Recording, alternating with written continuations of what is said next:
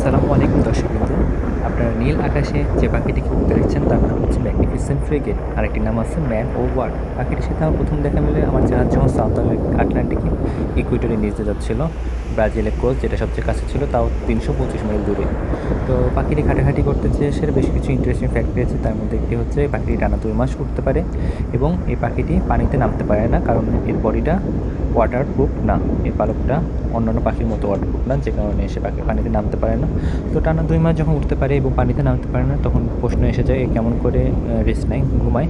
তখন জার্মানি কিছু scientist researcher এটা বের করলো যে এই পাখিটি খুব ছোটো ছোটো করে ঘুমায়, যেরকম ১০ সেকেন্ড ঘুমায়, তারপরে আবার সে জাগ্রত থাকে।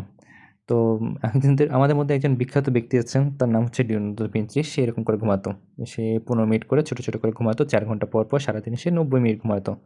আরেকটা ব্যাপার হচ্ছে এই পাখিটি যখন ঘুমায় তখন পুরোপুরি অটো পাইলটে যায় না। এর ব্রেন অর্ধেক জেগে থাকে, অর্ধেক ঘুমায়।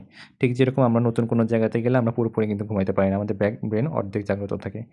তো কেমন লাগলো আপনাদের আমার প্রথম কমেন্টটি আপনারা জানাবেন কমেন্ট বক্সে। ধন্যবাদ। আপনারা ভালো থাকবেন। আসসালামু আলাইকুম।